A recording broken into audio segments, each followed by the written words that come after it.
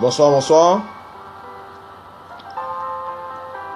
S'il y a quelqu'un que vous puissiez me répondre, s'il vous plaît.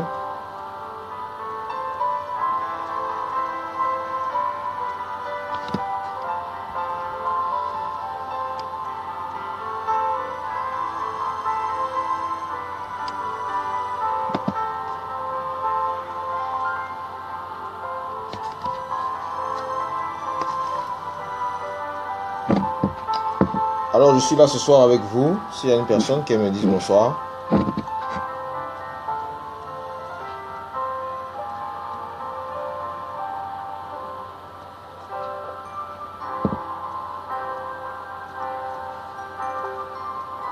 Ah, bonsoir Josette. C'est la première fois que je te vois connecté en direct là. Ça va?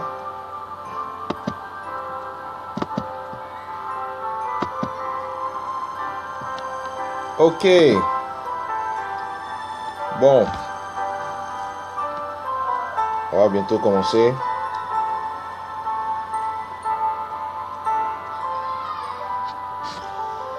Eh bien, je vois qu'il y a d'autres personnes qui se connectent. Tant mieux. Eh bien, ce soir, je vais continuer sur ma série. Tant mieux alors. C'est un message pour la jeunesse, donc c'est un message pour toi. Ce soir, je vais continuer sur ma série, sur la jeunesse chrétienne. Si vous me suivez, ben, vous avez pu voir que j'ai parlé un peu de plusieurs problématiques que la jeunesse, à laquelle la jeunesse chrétienne est confrontée. J'ai parlé de plusieurs choses la semaine dernière. Voilà, j'ai parlé de l'orgueil. La dernière fois, j'ai parlé de l'orgueil. J'ai parlé du fait que la jeunesse est beaucoup trompée et confrontée à ses émotions. Donc, aujourd'hui, je vais parler toujours à la jeunesse chrétienne, toujours dans mon fil conducteur, dans le message que je vais faire passer. Je vais parler du vieux prophète. C'est vrai que sortir comme ça, c'est pas évident. Bonsoir encore à ceux qui sont en train d'arriver. Bonsoir. C'est pas évident quand on le dit comme ça, le vieux prophète. On se demande, ben, c'est quoi le vieux prophète? Est-ce que c'est une personne qui est vieille? Pourquoi est-ce que ça peut être un ennemi de la jeunesse? Ben, on va aujourd'hui avoir l'occasion de comprendre véritablement qu'est-ce qui est bonsoir Grâce. Qu'est-ce qu'est le vieux prophète et en quoi le vieux prophète peut être un ennemi de la jeunesse? Comment est-ce que le vieux prophète peut être un ennemi de la jeunesse chrétienne? Et si vous êtes avec moi, que vous avez votre Bible électronique, vous avez une Bible en papier, bon, moi j'ai la Bible en papier, vous pouvez prendre le livre de 1 roi au chapitre 13. Donc 1 roi au chapitre 13, et on va découvrir l'histoire. Vraiment, ça c'est un peu long, donc je vais essayer d'aller vite et de ne pas forcément parler de toute l'histoire, mais on va essayer de comprendre. Ici, c'est quoi l'histoire? Ici, nous sommes dans l'Ancien Testament, dans le livre de 1 roi au chapitre 13, et dans cette histoire-là, quand vous regardez un peu le contexte, Salomon n'est plus au pouvoir et c'est son fils qui est devenu le roi. Et son fils s'appelle Roboam. Et son fils va gérer le royaume, et il va être confronté à une crise politique. Et il va malheureusement avoir de mauvais conseillers et prendre la mauvaise décision. Et suite à ça, une partie du peuple va se léguer derrière Jéroboam et le royaume va être divisé en deux. C'est vrai que c'était le fruit d'une prophétie qui avait été donnée par un prophète, mais voilà, nous sommes dans l'accomplissement de cet événement-là où le royaume est divisé en deux. Donc il y a un royaume, il y a le royaume, le peuple de Dieu est divisé en deux royaumes. Et donc Roboam maintenant devient le roi, il a le royaume de Juda, vous voyez. Et une autre partie du peuple de Dieu est dans un royaume qui est dirigé par Jéroboam. Et dans ce royaume-là, il y a un jeune prophète, voilà, qui va venir donner une parole de Dieu. Un prophète qu'on pourrait qualifier de jeune, même si la Bible ne dit pas qu'il était jeune, on peut dire que c'était un jeune prophète. Et il va venir vers le peuple et il va annoncer des paroles terribles à ce peuple qui est sous la juridiction de Jéroboam. C'est-à-dire que ceux qui se sont fâchés et ont rejoint ce leader-là.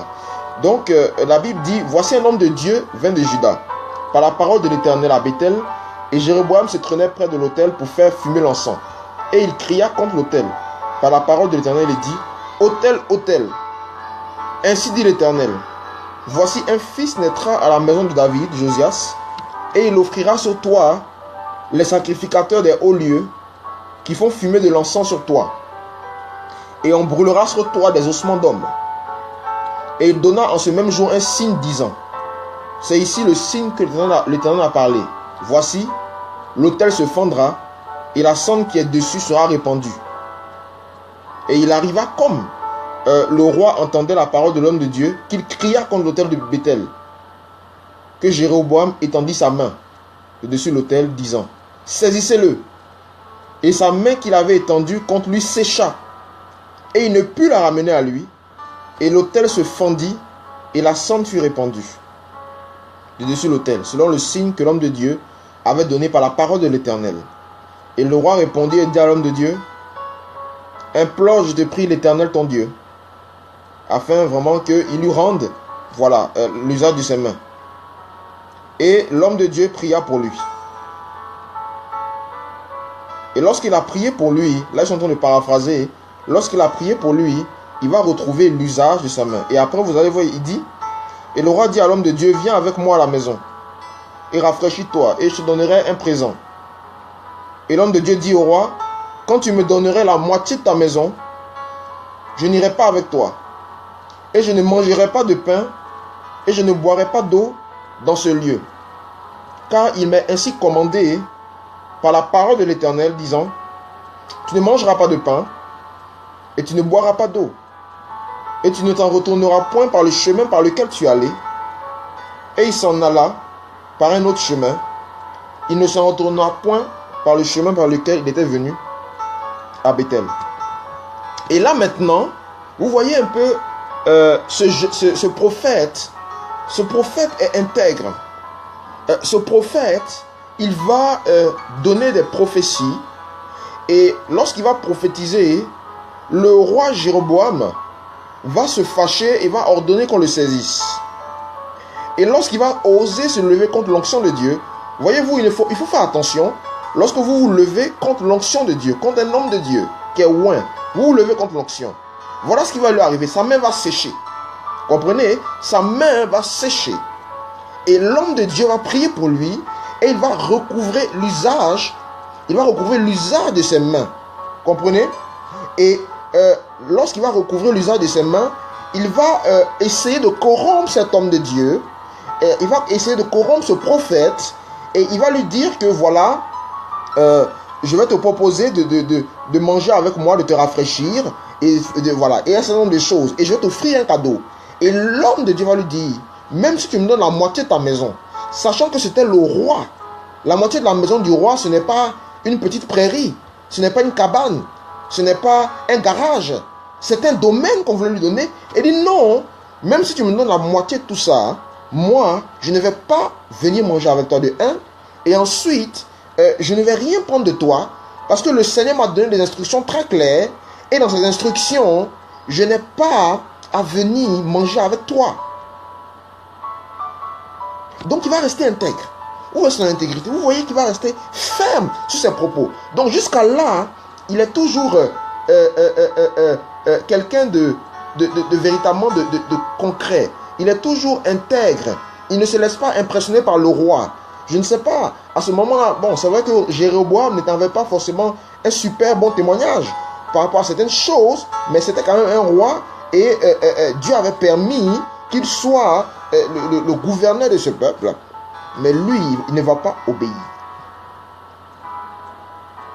Et après, lorsque nous allons continuer, c'est là où nous allons voir maintenant la séduction qui va arriver à ce jeune homme, à cet homme, à ce prophète.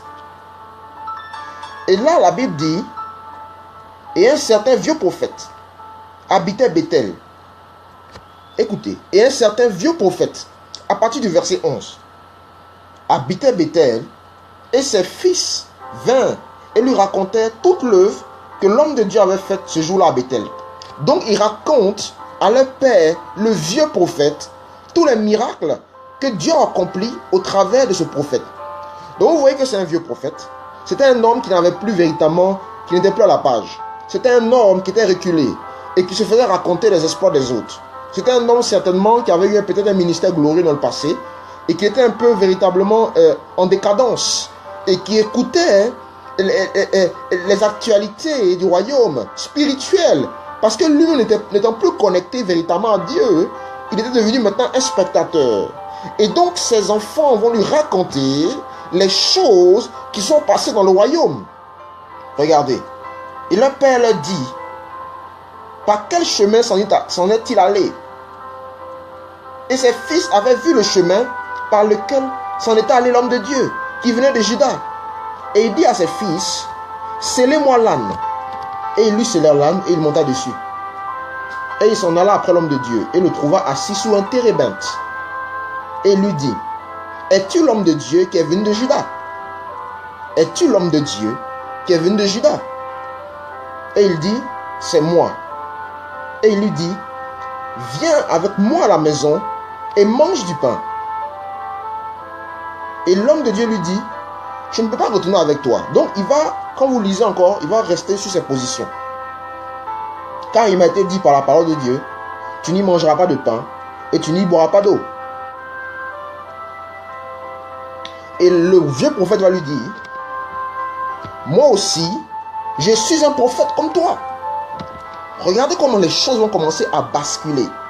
Il va lui dire, moi aussi, je suis un prophète comme toi. Lui, le vieux prophète. Lui qui n'est plus dans l'actualité. Lui qui se fait raconter les choses de Dieu.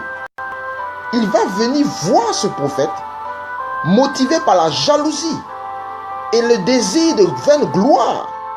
Lui dit, moi aussi, je suis un prophète. Quelqu'un te dit que Dieu lui a donné des instructions, mais toi maintenant, tu te mets au-dessus de la parole de Dieu. Tu veux maintenant faire de la manipulation. Tu veux jouer maintenant dans l'influence en mettant en avant ton statut d'homme spirituel, de vieux prophète. Et il dit, et un ange m'a parlé par la parole de l'Éternel disant, fais-le revenir avec toi à ta maison, et qu'il mange du pain et boive de l'eau. La Bible dit, il lui mentait. Verset 19, il lui mentait. Et le prophète malheureusement va se laisser séduire, retourna avec lui et mangea du pain dans sa maison et but de l'eau. Plus tard, vous allez voir, pendant qu'il mangeait, le vieux prophète qui l'a séduit va être, l'esprit de Dieu va tomber sur lui et va dire ceci, parce que tu as été rebelle à la parole de l'Éternel et que tu n'as pas gardé le commandement que l'Éternel ton Dieu t'avait commandé et que tu es retourné et que tu as mangé du pain et que tu as bu de l'eau dans le lieu dont il t'avait dit, tu n'y mangeras pas de pain et tu n'y boiras pas d'eau, ton cadavre n'entrera pas dans le sépulcre de tes pères. Ton cadavre n'entrera pas dans le sépulcre de tes pères. Et après qu'il eut mangé du pain, il partit. Et vous allez voir plus tard dans le verset 24, et il s'en alla. Et un lion le trouva sur le chemin et le tua. Ça, c'est le prophète qui avait été envoyé par Dieu à Juda, qui s'est laissé séduire par le vieux prophète. Un lion l'a tué et son cadavre était comme un vulgaire vagabond sur le passage. Et vous allez voir plus tard, quand vous lisez tout le chapitre 13, qui va se faire enterrer par le vieux prophète, et ensuite, ainsi de suite. Donc, pour ne pas lire tout ce grand chapitre quand même, j'ai essayé de vous donner le cheminement de cet homme. Cet homme avait entendu Dieu. Cet homme, on ne sait pas quel était son parcours dans le ministère. Cet homme, ça peut être aujourd'hui les jeunes ministères, les jeunes prédicateurs. Cet homme, ça peut être le jeune chrétien. Et cet homme va accomplir avec Dieu des exploits. Il va marcher dans une certaine intégrité. Il va résister à des hommes puissants comme le roi. Mais en face d'un homme dit spirituel, il va se laisser séduire. Alors que Dieu lui avait donné des instructions, alors que Dieu lui avait donné une parole claire, qu'il avait semblé qu'il avait semblé véritablement il avait marché dans cette parole, il va se laisser séduire par un prophète qui n'était plus à la page. Il va regarder au fait que ce prophète est venu lui dire que Dieu lui a parlé aussi. Donc il va se détourner de la parole que Dieu lui a donnée seulement sur une influence, sur une séduction. Et c'est ça l'un des ennemis de la jeunesse chrétienne. Le vieux prophète. Aujourd'hui, vous allez voir les jeunes, Dieu leur donne des paroles. Dieu nous donne des paroles. Mais nous allons à gauche, à droite, de lieu en lieu, de séminaire en séminaire, dans des endroits dont on n'a même pas vérifié l'authenticité. Et quelqu'un vous donne une autre parole, et les gens prennent ces paroles et se retrouvent véritablement dans des situations chaotiques, soit disant que ce sont des prophéties. Parce que les vieux prophètes rôdent. Et lorsque le jeune est en face de quelque chose qui paraît spirituel, il se laisse impressionner. Il se laisse séduire. Et il ne reste pas sur la parole que Dieu lui a donnée. Et ça à tous les niveaux. Il y a des gens qui se sont mariés sous des prophéties. Alors que Dieu leur avait dit autre chose. Il y a des gens qui sont allés prendre des carrières sous des prophéties. Alors que Dieu leur avait dit autre chose. Ils ont été en contact de vieux prophètes. Et ne sont pas restés fermes sur leur position. Se laisser influencer par le charisme. Se laisser influencer par le titre.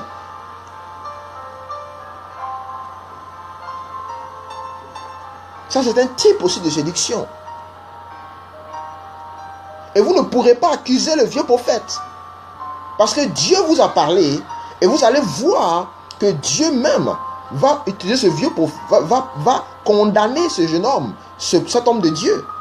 Il ne va pas lui dire, ah non, je comprends que tu n'avais que tu t'es trompé. Non, non, non, non, non. Dieu ne va pas apprécier sa désobéissance. Laissez-moi vous dire que Dieu n'apprécie jamais la désobéissance.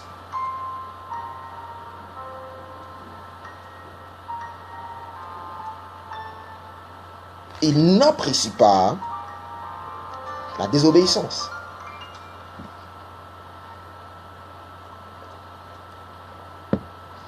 Est-ce que ça va? Est-ce que maintenant vous savez c'est qui le vieux prophète? 1 Roi 13. Le vieux prophète. Et les jeunes se laissent impressionner parce que les jeunes sont toujours impressionnés par les charismes. Ils sont impressionnés par les dons spirituels. Ils sont impressionnés par les miracles. Ils sont impressionnés par les prophéties. Et donc lorsqu'ils sont en face de ce genre de choses, ils peuvent oublier même ce que Dieu a bâti en eux. Et c'est ça aujourd'hui. Comment se fait-il que ce prophète, en face du roi, de la richesse, est resté ferme, mais en face d'un prophète qui a donné une parole, d'un ange, a flanché? Et c'est ça aujourd'hui la jeunesse. C'est ça aujourd'hui les dangers de la jeunesse chrétienne. Elle ne reste pas ferme dans ses positions. Parce qu'elle se laisse impressionner. Elle se laisse aller à des gens dangereux. Et elle peut même en face d'une personne véritablement sérieuse, toute personne peut se tromper. Il faut examiner, même en face de quelqu'un de sérieux. Ne vous laissez pas impressionner par son charisme en oubliant ce que Dieu vous a dit. Lorsque ce qui vient en face est contraire à ce que Dieu vous a dit, même si la personne est sincère, elle peut se tromper. Elle peut se tromper. Elle peut se tromper. N'étant pas un serviteur de Dieu qui veut vous corrompre, étant une personne sérieuse, mais elle peut se tromper. Et toi, en tant que jeune, tu dois rester sur ce que tu as entendu. Sur ce que tu as entendu. Sur ce que tu as entendu.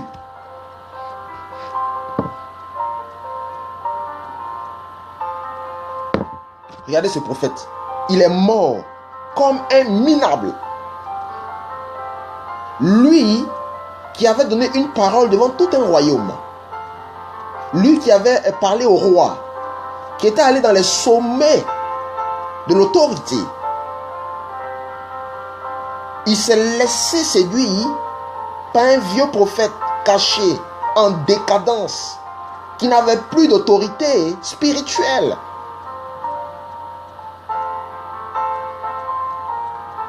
C'est ça l'un des ennemis de la jeunesse chrétienne. De rester sur ce que tu as entendu. Encore, il faut, à plus forte raison, il faut savoir entendre Dieu. Et avoir l'assurance.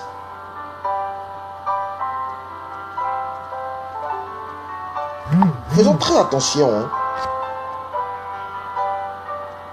à tout ce qui est spirituel. Tout ce qui est spirituel n'est pas divin. Je répète, tout ce qui est spirituel n'est pas divin.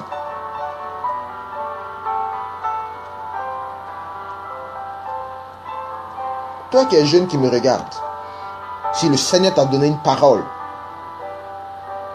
quelle que soit la personne qui vient en face de toi, tu dois rester ferme.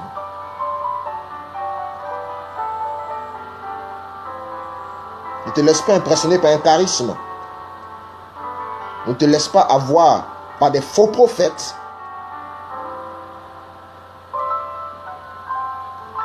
Et même, quelqu'un d'authentique peut se tromper.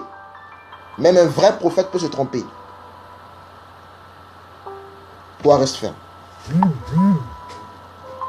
Toi, reste ferme. Et là, en l'occurrence, nous étions en face d'un faux prophète, d'un vieux prophète qui mentait. La Bible dit qu'il lui mentait. Donc la fermeté te protège des menteurs, de ceux qui mentent.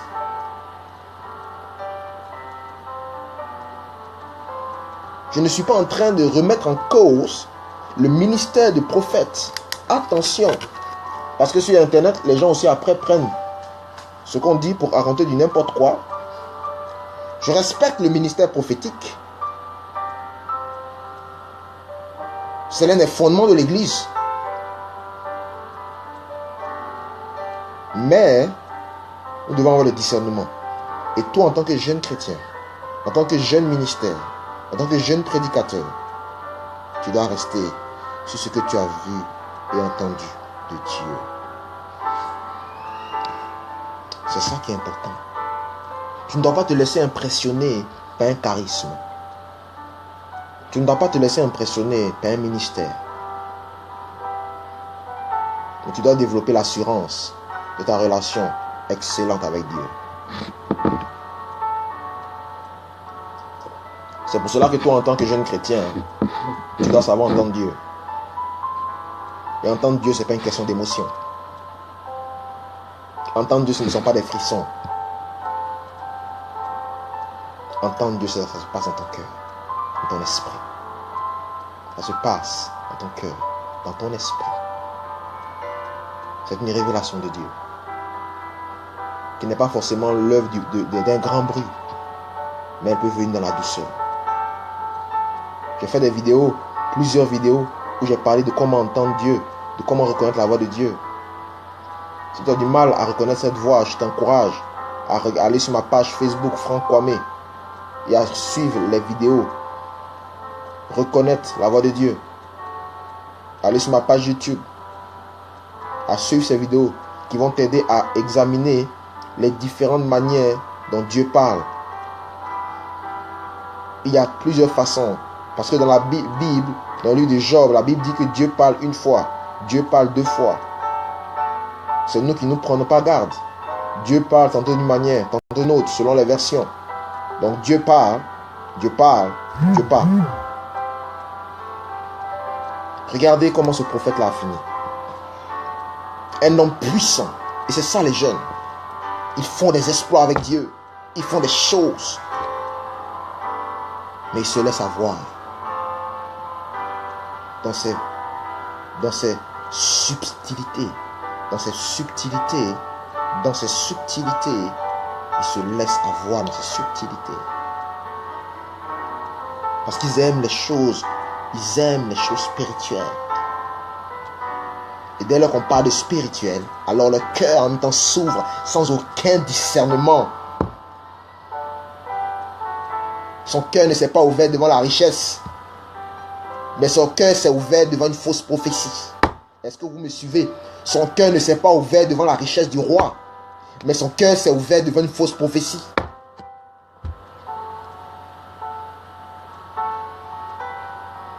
C'est terrible. Si tu regardes cette vidéo, partage-la sur ta page. Partage-la dans les groupes. Partage-la à des jeunes chrétiens. Partage-la. Ça peut sauver la vie de quelqu'un. Ça peut sauver une âme. Ça peut faire que quelqu'un ne passe pas à côté. Il ne faut pas bousiller son ministère. Briser sa destinée. N'importe comment. Le vieux prophète. Le vieux prophète. Voilà ce que je voulais vraiment dire vraiment à la jeunesse. De rester ferme sur ses positions. D'avoir le discernement. De rester sur sa parole. De ne pas se laisser impressionner par des paroles, des prophéties. La Bible dit, ne méprisez pas les prophéties. Examinez-les. Retenez ce qui est bon. Et rejetez ce qui est mauvais. Dans ce cas de figure, tout était mauvais parce que c'était un mensonge. Les jeunes, faites attention aux faux prophètes, à ces séducteurs qui viennent, à ces vieux prophètes qui viennent te séduire avec des paroles, avec leurs exploits, avec leurs œuvres, pour te détourner de la vérité. Et les jeunes également, lorsque Dieu t'a parlé, quelle que soit la personne qui vient en face de toi, qu'elle soit de Dieu ou qu'elle ne soit pas de Dieu, reste ferme. Reste ferme. Reste ferme. Nous pouvons nous tromper. Et ne dis pas après, ceux qui se trompent sont mauvais. Non, ça aussi c'est de l'immaturité spirituelle. C'est pas mature. C'est pas mature.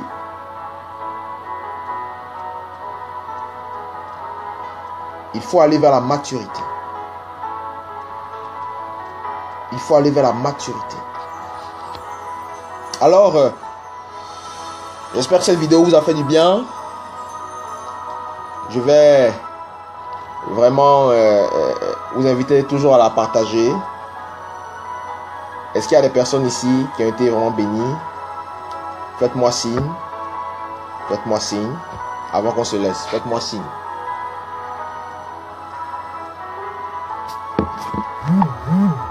Faites-moi signe.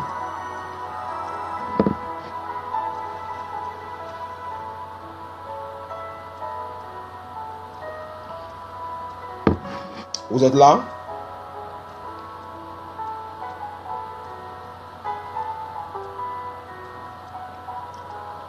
Le but de ces vidéos, de ces Facebook Live, que je continue, c'est de vraiment construire quelque chose de solide dans la jeunesse. Parce que j'ai vu beaucoup de choses, j'ai vu beaucoup de jeunes qui se sont perdus dans la foi, des jeunes qui ont abandonné le Seigneur, des jeunes qui sont refroidis, des jeunes qui ont disparu.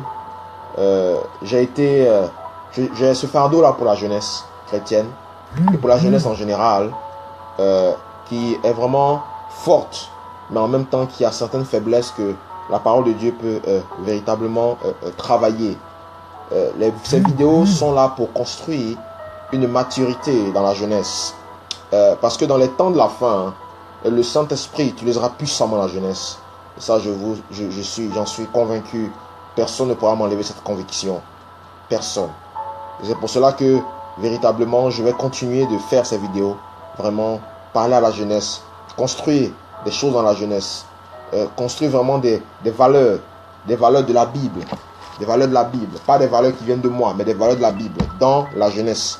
Afin que nous puissions vraiment être efficaces et puissants pour Dieu. Alors, n'hésitez pas à visiter ma page Franck Kwame, comme vous entendez. Vous avez sur cette page toutes mes vidéos. Voilà. Et également, visitez aussi mon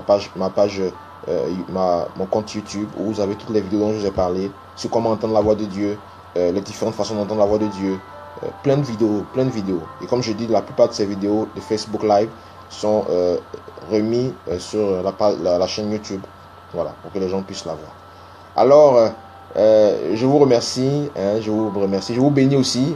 Moi, béni, je vous bénis aussi d'avoir suivi cette vidéo. Que Dieu vous bénisse. Et puis, on se dit à très très bientôt pour un autre épisode pour la jeunesse. Allez, bye bye.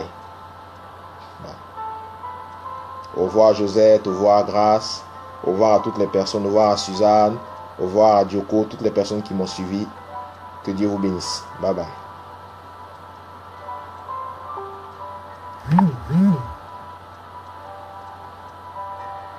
Au revoir Betty.